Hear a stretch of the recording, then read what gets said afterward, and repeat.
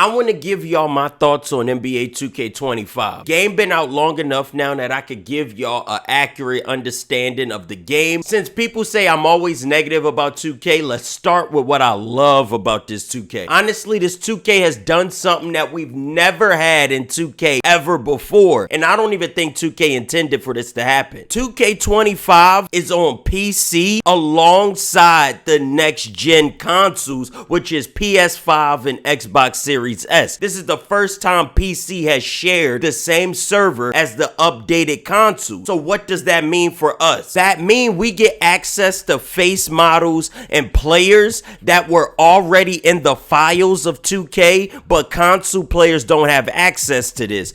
PC players do. So all of the celebrities that 2K face scan, we can now play as them in the game. This is Chris Brown's actual face model. These faces are only in the game because they sit courtside when you choose certain arenas and certain locations, or you see them around the park. For example, we now get to play with Jake from State Farm rather than just looking at him in front of the Nike store. We can now play as Chris Brinkley instead of only seeing him when we walk into his gym. This is something we never had in the game, and this is revolutionary. Every year, 2K add rookies in the game and they put them in my team. Now when they put them in my team, we'll be able to have them on our custom rosters. Honestly, if PC can mod their game and carry that mod over to console, I'm not buying 2K26, because that way they're gonna 100% be able to update the game that we already have. Even content creators who builds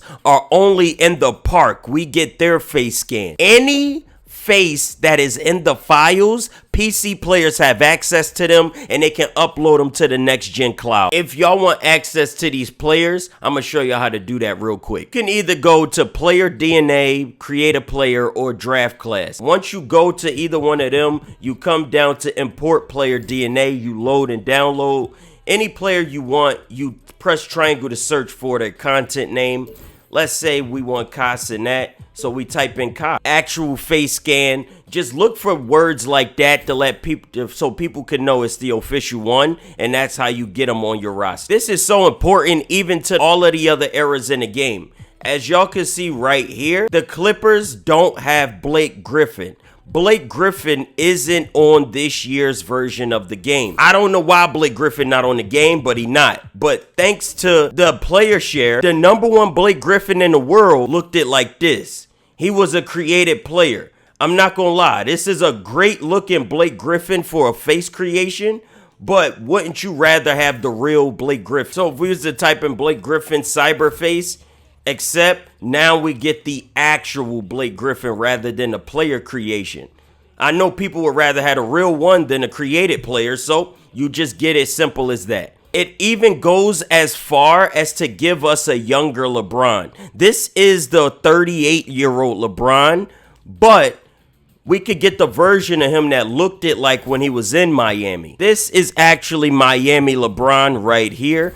We could even take off the headband and you see his hairline is even further receded back than it is currently, because that's how he had it in Miami. I'm letting y'all know right now, and this is one of the greatest things we've ever gotten in 2K. For people that play my GM, for people that download draft classes, now we just get to go way further than we ever could in 2K with our customization. Another thing that I enjoy about 2K25 is the defense. You can actually guard players bigger than you that's just trying to rim run all day with the new steal feature. I really enjoy that. People just trying to rim run to the rim, you can pluck the ball from them every single time. So now that causes people to have to actually think when it's time to go for a layup or a dunk.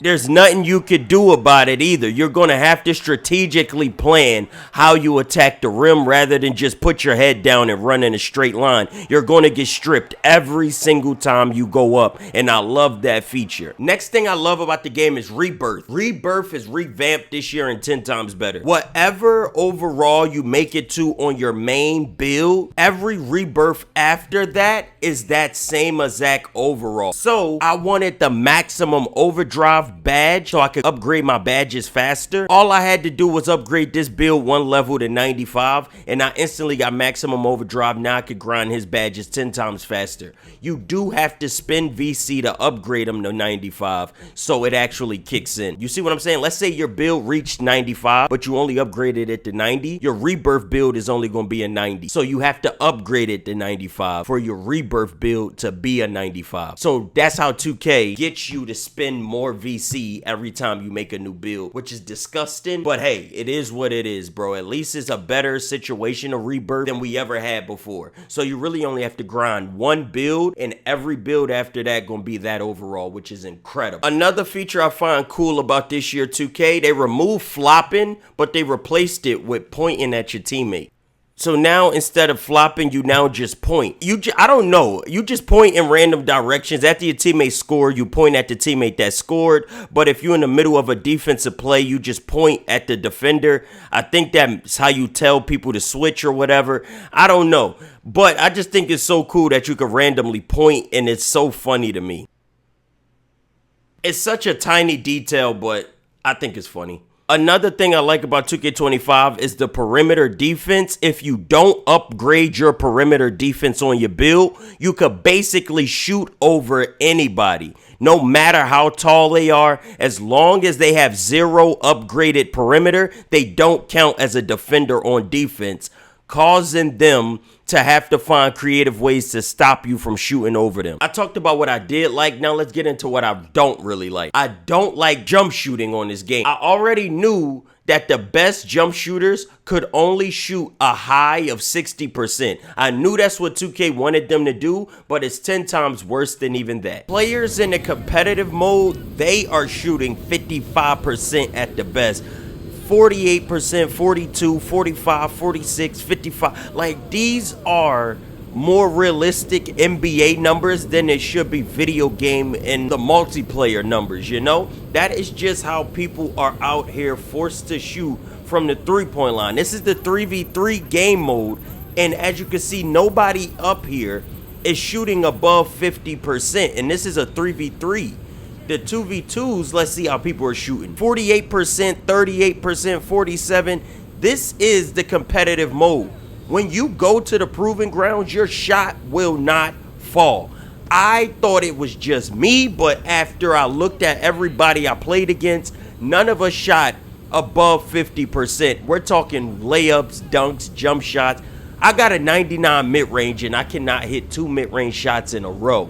That is for the competitive modes. Let's get into Cash Out is ranked #1 in the world for the Rise, and as you can see, he got Dead Island, mid-range shifty shooter, and he is shooting 53% from the field. I thought 60% was what we were going to be getting from the top players in the community, but 53, who has a 95 three-pointer, what is he shooting? 69%. That's what I was expecting from the regular city percentage. You see, in the different game modes, there is definitely going to be different percentages. I'm understanding that this year of shooting, they want it to be more of a challenge for most players.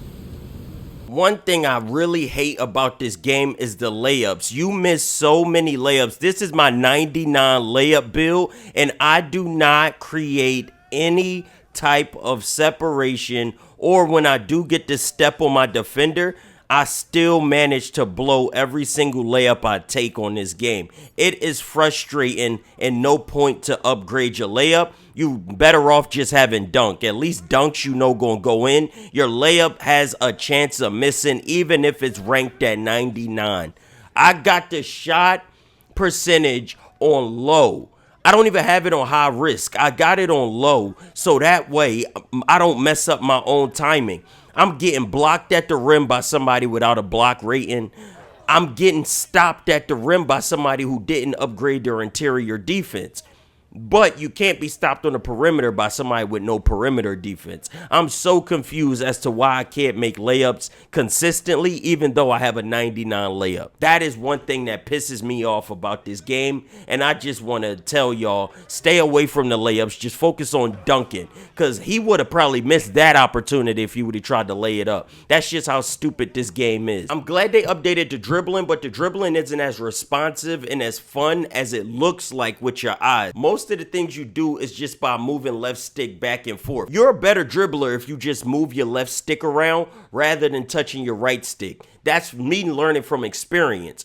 I'm so scared of getting a ball ripped that I don't want to do any dribble animations, so I just decide to start left stick dribbling back and forth, left, right, until I swerve around people through the lane. That's the best way to play the game, is by left stick dribbling. I'm being honest. I like the dribbling because it makes more wing players want to put the ball on the floor and dribble. I've seen a lot of Kevin Durant type builds, and they all had great success with these animations, and it looked fun and good for them. I'm ultimately not really liking the dribbling. All in all, what I think about the game, it looked different, but it's pretty much the same game that we've always had, and I know it's going to frustrate you. This game is not going to bring you much joy and happiness. It's going to bring you more frustration, just like every other 2K. I'm telling you that right now. I've made a build dedicated to layups and I can't lay the ball up. I made a build dedicated to mid-range shooting and I can't consistently shoot. This game, with the legend badges, they do absolutely nothing. Legend badges were added to the game as a selling point. They actually have no gameplay impact. It is disgusting to put your attributes up to 99 and they cost so much to be at 99 for them to give you no added bonuses on the court. So you are absolutely useless when you put a build to 99. And takeovers rarely ever activate in a park setting. So takeovers in this game are non-existent. I've played rec center games, and even in a rec center, I still have yet to see anyone I'm on the court with get their takeover. It is not good. If I'm ranking this 2K out of 10, I'm giving it a 7 out of 10. This is the best version of a 2020 2K that we've had, from 2K20 up to 2K25. This is hands down the best one that we've had, but that isn't saying much because most of these have been terrible.